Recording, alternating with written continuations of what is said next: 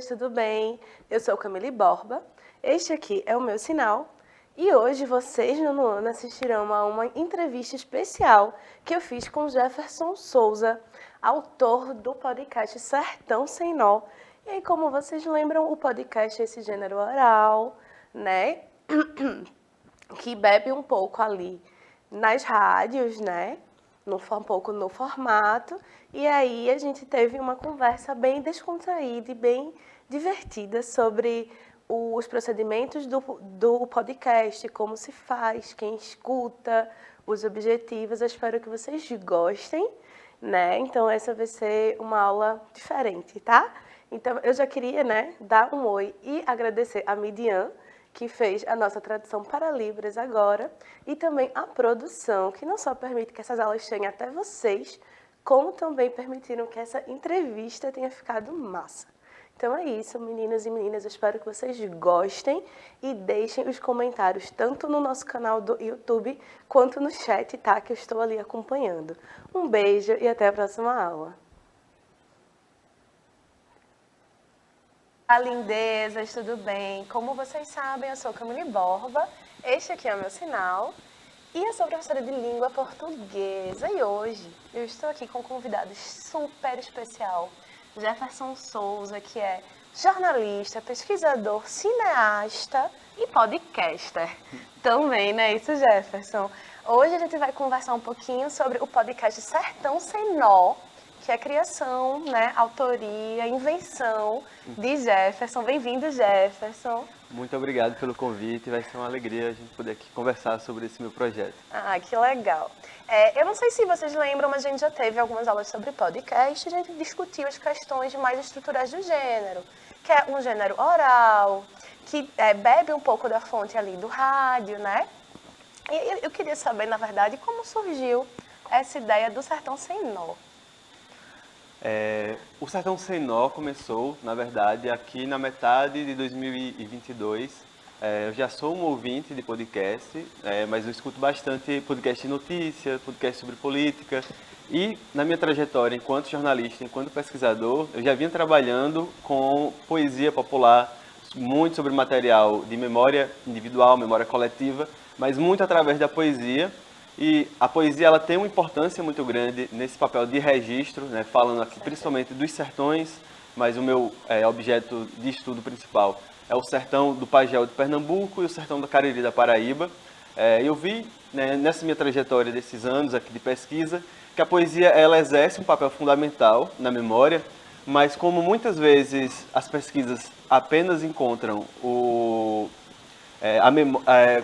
a memória dessas regiões elas são guardadas, vamos dizer assim, com mais frequência através da poesia, eu vim percebendo que os não poetas não estavam tendo a sua memória resguardada.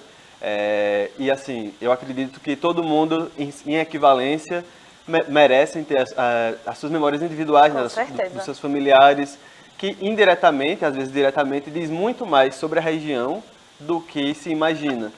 Então, por exemplo, nas minhas pesquisas voltadas para a poesia popular, eu descobri, por exemplo, poetas que em sua poesia oral, ou seja, poetas que não sabem ler nem escrever, mas através da oralidade, através da cantoria de viola, dessa poesia metrificada de improviso, né, dão registro de determinadas especificidades dessas regiões. Então, em uma cidade, no sertão do Pajeú, um poeta disse que existia uma capela em determinada rua, e as pessoas dessas gerações mais recentes bateram um pé dizendo que nunca existia, que isso era fruto totalmente ficcional. E aí, quando a prefeitura foi calçar essa parte, eles foram escavar o chão, encontraram uma estrutura que tinha exatamente uma capela. Que interessante.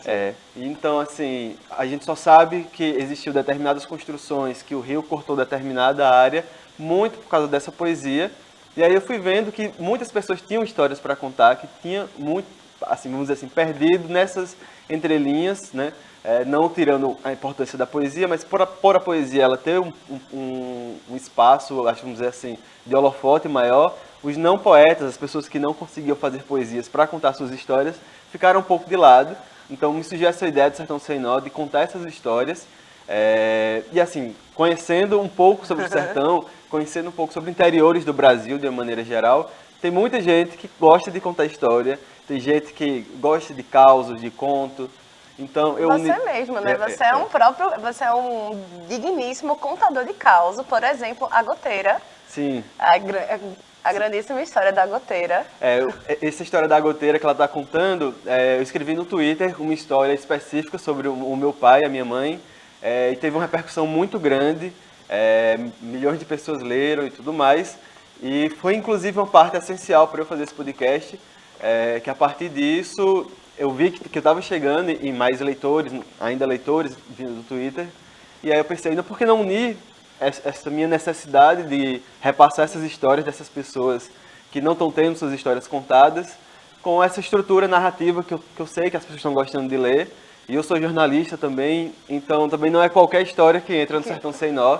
Ela tem essa carga toda do próprio caos, né, que vem dos detalhes que a pessoa está dizendo, que ela vivenciou, mas assim, o tempo, né, o tempo percorrido, ele oculta alguns detalhes, né, e expõe outros.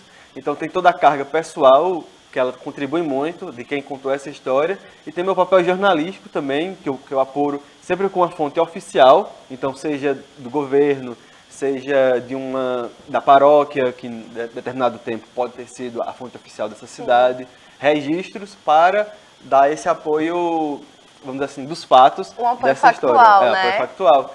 Para a gente montar direitinho, para dizer, olha, não é uma história que alguém está inventando, porque ela influencia diretamente na história dessa cidade, dessa região. Então a gente vem desenvolvendo isso, gosto bastante, a gente está no episódio 19 do Sertão Sem Nó. Que é exatamente os 100 anos de algodão. 100 anos de algodão. Eu adorei o nome, por sinal. Ah, é? E assim, eu tenho o prazer de dizer que a gente já conseguiu, pelo menos nesses 19 episódios, ter pelo menos uma história de um sertão de cada estado do Nordeste. Verdade? Eu não sabia disso. E aí me alegra bastante porque é outro ponto, assim, eu tenho muita facilidade de contar histórias de Pernambuco, porque eu já pesquiso bastante a poesia de Pernambuco, e aí eu fui vendo que estava caindo muito no comodismo, eu pesquiso muito 3 cidades específicas, e assim, poderia fazer um podcast só sobre elas, muitas histórias, e aí a gente vem pesquisando mais, já vem contando também com o apoio dos ouvintes que mandam história, que dizem, olha, eu vi uma história em tal lugar e eu queria contribuir. E aí eu pesquiso essa base, de onde está vindo essa história, e a gente vai entrando dentro dessas pesquisas, né? E às vezes, inclusive, eu contribuo para a própria memória da pessoa. Sim. Nesse último episódio, 100 anos de algodão, não vou dar um spoiler, mas por favor, que eu ainda não ouvi. Não ouviu, mas são 5 gerações de uma família que estão relacionadas com algodão de uma maneira direta ou indireta, com exceção da penúltima, né? E aí essa pessoa nunca refletiu essa relação algodoeira com a família, porque ele não teve isso, todos os parentes tiveram, mas ele não teve. E aí, depois que eu terminei o podcast, eu fui pesquisar uma determinada ação que houve na família dele, e eu descobri que aconteceu por causa de uma empresa de algodão. E aí eu falei com eles, e eles ficaram assim, abismados, que o familiar... O algodão é a sina. É a sina da família. O único familiar que não tinha tido problema com o algodão foi o que mais teve, só que ele não sabia. E depois que a gente pesquisou, que a gente descobriu. Então, ela vai se construindo muito assim, né? Desses detalhes, como eu já disse, que o tempo contribui muito, né? A gente, às vezes, quando lembra de uma história quando a gente é criança, quando a gente é adolescente, e assim por diante, ela está um pouco ali... Lacunar, né? A gente lacunar. tem essas lacunas da memória, porque eu sempre digo, é impossível a gente rememorar de tudo, né? E a memória tem esse espaço de esquecimento e de lembrança. E o que eu acho interessantíssimo no teu trabalho com esse podcast é que é uma recuperação das histórias pessoais, mas que essas histórias pessoais, elas refletem nas histórias dos espaços. Isso. Né? E algumas histórias, eu digo, tem um pezinho ali no sobrenatural, que assim, né? Até agora você fica nessa de, é sobrenatural? Não foi? Uhum. Tem um pezinho assim ou não? E é uma maneira de você preservar essa memória, né? E essas histórias... E acho que às vezes a gente não dá o valor à tecnologia para esse lado, né? Para esse lado da conservação. E aí acho que o teu trabalho contribui muito nesse sentido, né? De uma preservação da memória, de uma revisitação, de um contato. E aí eu digo isso como sendo alguém que nasceu e cresceu em Recife a vida quase toda e não teve tanto contato com esses causos, embora, como minha família também é do interior, a gente tem alguns contatos, mas não é algo muito que se vê, né? E aí é muito interessante esse segmento que mistura um pouco de jornalismo e literatura e uma cultura popular e uma valorização desses espaços, né? Isso. Assim, as ausências nessas lembranças são muito importantes, porque se você preenche essas ausências da sua memória com algo, é porque esse algo tem alguma importância também. E aí essa construção vai falando muito sobre, e eu gosto muito de partir desse ponto individual. Então, por exemplo, tem episódios, como você mesmo disse, que parte muito desse ponto sobrenatural, mas assim, o sobrenatural depende da sua interpretação. Se você for uma pessoa mais cética, você vai dizer, não, isso não é sobrenatural, mas a interpretação daquele indivíduo que contou a história pode ter sido, ou você pode ser uma pessoa mais religiosa e às vezes atrelar. Mas, por exemplo, tem um episódio sobre um caso de um atentado que aconteceu na época da ditadura militar, e eu poderia contar essa história do ponto de vista até mais historiográfico, que já existe muito. Bem jornalístico, né? Só que aí eu sigo para a lembrança de uma pessoa que viveu esse atentado, e aí a gente conta essa história uma outra perspectiva, da mesma lembrança. E aí passa, acho que a função principal desse podcast é tampar essas lacunas das histórias e das regiões que nem sequer essas histórias têm, né, criar uma historiografia através de um podcast que mescla, acho que assim, um pouco de entretenimento também, né? Eu busco construir. Na verdade, eu devo aqui dizer, eu como ouvinte, devo aqui dar o meu relato pessoal, que eu não sou alguém que escuta muito podcast, mas o teu podcast me pegou, que eu maratonei, assim, porque ele tem a narratividade, né, inerente ali da contação do caso, que deixa você tenso e curioso, e aí você quer saber. Aí quando você viu, acabou um, aí você vai ver outro. Aí quando vê outro, e quando vê outro. Isso é muito interessante, porque pra mim, assim, me parece que é um segmento que não é muito popular, assim, que não se tem tanto, né? De você recuperar essas histórias orais. E aí tu já falou um pouquinho, mas aí que eu queria saber se eu compreendi, né, direito, como é que faz a construção. Tu recebe a história, aí depois tu vai averiguar. E eu sei que tu já me falou em off que teve uma história que demorou meses averiguando os fatos, né? E aí só depois que tu constrói a historinha, assim, a narrativa, isso. Assim, depende muito de cada episódio. Então, por exemplo, tem um episódio de algo que a região acredita que foi algo paranormal. Então, a minha fonte principal é a igreja, foi a igreja que registrou. Então, assim, eu tenho muito cuidado, porque enfim, é difícil conhecermos sobre tudo. E quando eu acho que entra em temas religiosos, assim, é um lugar que você pisa em ovos, né? Por causa de fé também. Então, depende muito. Nessa última história, 100 anos de algodão, existiam muitos detalhes. Inclusive, essa história sai do sertão para os Estados Unidos e volta. E aí tem uma questão jurídica também envolvida, assim. São detalhes jurídicos que eu precisei fazer uma pesquisa em todos esses campos. Então, às vezes eu vou atrás de algum especialista, eu preciso literalmente montar, porque eu tenho muito medo de falar alguma besteira, porque eu estou tratando também da memória de alguém. Então, se eu deixo um erro aqui de própria pesquisa ou de compreensão, eu estou cometendo erro com a pessoa que me confiou essa história, né? Sim. Então, varia muito. Então, tem histórias que a minha única fonte é a pessoa e eu vou para uma fonte oficial, ajusto, construo a narrativa para poder ficar algo atrativamente para os ouvintes e mostro a pessoa que me contou a história para ela dar o ok. E tem histórias que são construídas de lá para cá, né? Então, por exemplo, tem muitos detalhes da vida pessoal de um desses personagens nesse 19º episódio que a gente foi literalmente construindo junto. Então, assim, eu tenho acho que uns 10 episódios em construção que já estão há meses aí, porque eu preciso de uma resposta de um órgão oficial, eu preciso de uma resposta de determinados contatos que eu não posso simplesmente ligar e falar, que eu não posso simplesmente ir pessoalmente. Mas acho que eu tenho muito essa vontade de registrar essas histórias, mas de dar, assim, veracidade, né? De alguém poder chegar e falar, não, vou abrir o podcast do Sertão Sem Nó e ouvir histórias que... Você sabe que foram checadas, né? Que tem esse trabalho por trás. Portanto, meninos, meninas, valorizem o podcaster local, porque não é um trabalho de hoje eu vou contar uma história. É como eu sempre digo, há um trabalho por trás, há uma lapidação, né? Há uma seleção ali criativa do que vai entrar e do que não vai entrar. Dito isso, eu quero saber, assim, qual é a sua história preferida, ou a mais curiosa, ou a que deu mais trabalho, aquela que marca, assim, se você disser. Porque, assim, se prepare, porque também vai ter um top 5, porque aí vocês também, que não conhecem esse trabalho maravilhoso, podem conhecer já pelos preferidinhos. Muito bom. E aí, qual seria, assim, ou o que foi mais curioso fazer, ou o seu preferido, ou o que foi mais louco, ou o que foi mais, sei lá, mais caótico? O mais difícil de todos é o episódio 3, se eu não me engano. Eu posso até estar confundindo a ordem agora, mas é o Cordel Proibido, porque ele aconteceu, se eu não me engano, em 1939. É um caso que a família até hoje não se sente à vontade para contar. A Rede Globo já tentou contar essa história, eles negaram para a Rede Globo. E eu conheci uma pessoa da família, então pude conversar com ela. E é uma história que é contada por 3 versões. É por um cordel que o próprio poeta, né, inclusive Rogaciano Leite, um grande poeta, tem poesias dele publicadas na Praça Vermelha de Moscou. É um dos maiores poetas de Pernambuco. Sendo que ele escreveu esse cordel quando ele era muito novo, então ele mesmo não queria que as pessoas falassem desse cordel, porque ele mesmo apontava muitos erros de apuração, de checagem. Né? Ele veio a ser um jornalista no futuro, mas ele era um jovem adolescente poeta fazendo.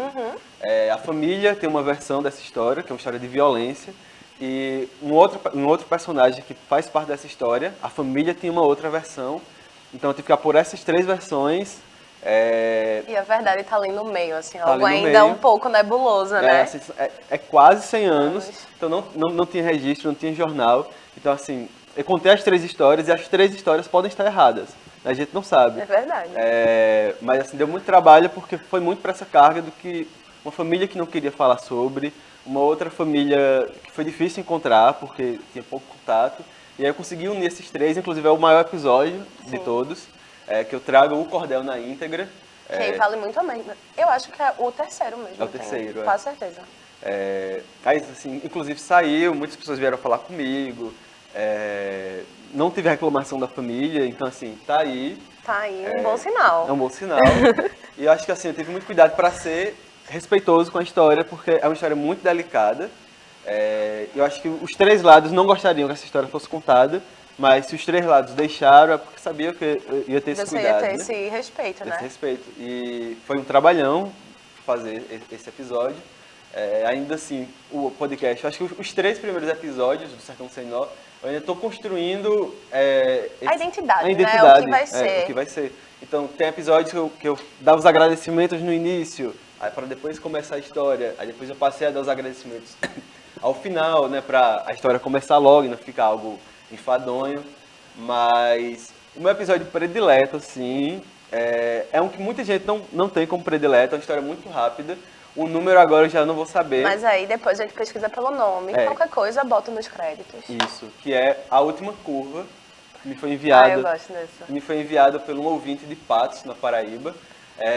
Eu sou natural de Itapetim, no sertão do País de Pernambuco, e Patos é uma cidade grande comparado com as cidades próximas. Então, se você for atrás de um médico especializado, se você for atrás de uma concessionária, você vai para Patos. Você vai para Patos, nessa região inteira, né? E a gente costuma ir entre Teixeira, na Paraíba, e Patos, tem uma serra muito grande, sim, que é um lugar de muitos acidentes de caminhoneiros, de veículos de maneira geral. Então, assim, é um lugar que eu conhecia muito e essa pessoa me contou um sonho que teve e esse sonho aconteceu, né? Foi noticiado em vários jornais e meio que esse sonho salvou a vida dele. Então eu gostei muito dessa história, porque é um lugar que eu conhecia muito, assim. É afetivo, né? Você consegue pintar o cenário. Né? Porque pra mim, né, enquanto ouvinte que não conheço tanto os espaços, eu fico com esse cenário imaginativo, né? Mas acho que pra você que passa pelos locais, é um outro peso, né? Isso. Eu acho que assim, um episódio mais importante, é difícil medir também a importância, mas eu acho que no sentido de que mais pessoas vieram falar comigo, que teve um alcance muito grande, assim. E é também um episódio muito delicado, que eu falei diretamente com a personagem que viveu isso e dei a fala para ela, porque na maioria dos episódios muita gente não quer contar, não quer falar, não quer dar esses detalhes com a própria voz. E esse episódio, a personagem que vivenciou isso fala né? A gente foi até ela em São José do Egito, né, no sertão de Pernambuco, Pajéu de Pernambuco, gravou, que é Folha de Agave, que é um episódio bem forte, assim. Nossa, esse episódio é bem forte né? mesmo. E acho que ele não poderia não estar nessa Não está. lista. Né? Eu vou aqui falar do Lambedor Amaldiçoado, que eu realmente gostei dessa história, porque, veja, começa com intriga de vizinhas, assim, não vou dar spoiler, gente, eu juro. E aí, de repente, vira um grande caso médico. Né? Exato. E aí você não espera, mas o grande plot twist é que, na verdade, assim, é um grande caso médico. Tem uns mais assombrados, assim, que também gosto bastante. Mas aí fica a dica para vocês escutarem todos e elegerem o top 5 e me contarem depois, tá?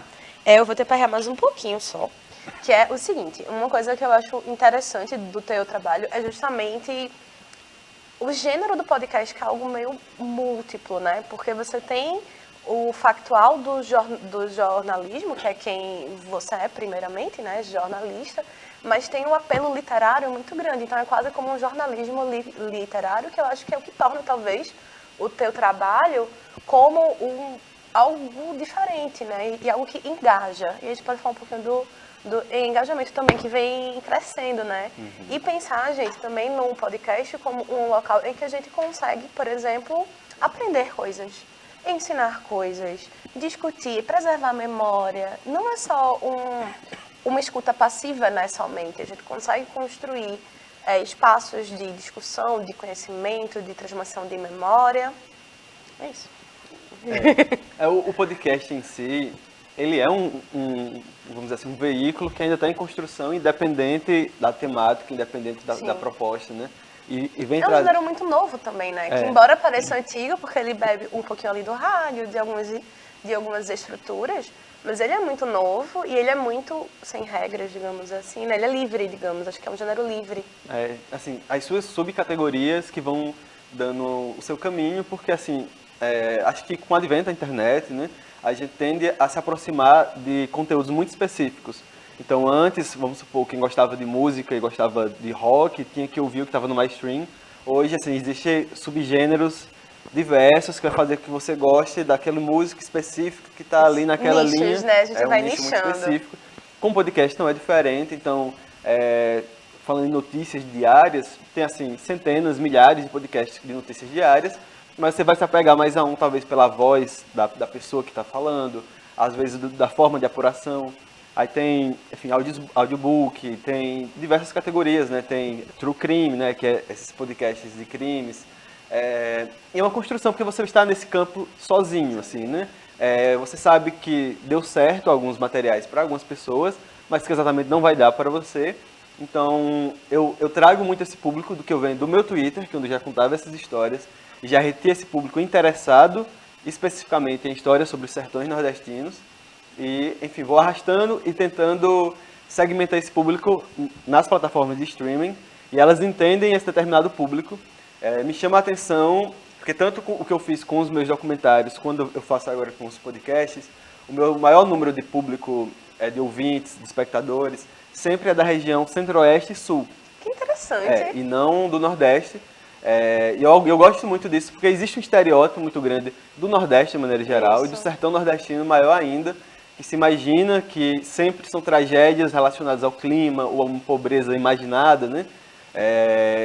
Quando se pergunta a determinadas camadas educacionais, né, que não têm acesso ou não tiveram acesso a determinados patamares educacionais, perguntam a essas pessoas do sul sobre como é o sertão nordestino, a visão que eles têm é aquela visão estigmatizada da década de 70, da década de 80. E é muito bom trazer essas histórias que, por mais que trabalhem algumas tragédias, são outros tipos de tragédias, outras problemáticas.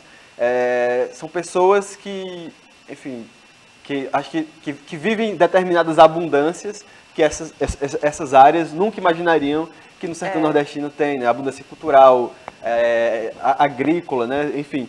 Então é muito bom chegar e dizer, olha, é outro mundo que existe aqui, e cada sertão é diferente. Então, eu que venho do sertão de Pernambuco, se eu for para o sertão da Paraíba, ok, pela proximidade vão ter muitas semelhanças, mas assim, o sertão cearense é algo totalmente diferente, linguagem são diferente. Vários sertões, são né? vários A gente não sertões, fala isso. sobre um sertão, são vários sertões. E é muito interessante que assim tu consegue redescrever certos imaginários, né? Propondo novas possibilidades. Isso é muito enriquecedor. Isso, assim, eu sempre falo pelas pessoas, né? Eu tô falando pela minha fonte, tô falando pela fonte oficial, pelo personagem que me contou essa história. Então não dá nem para dizer que, olha, você está criando isso aqui porque são populares que estão contando suas histórias. E essas histórias são as histórias reais, né? Eu tendo a dizer que o Sertão Sem Nó são curiosas histórias reais dos sertões nordestinos.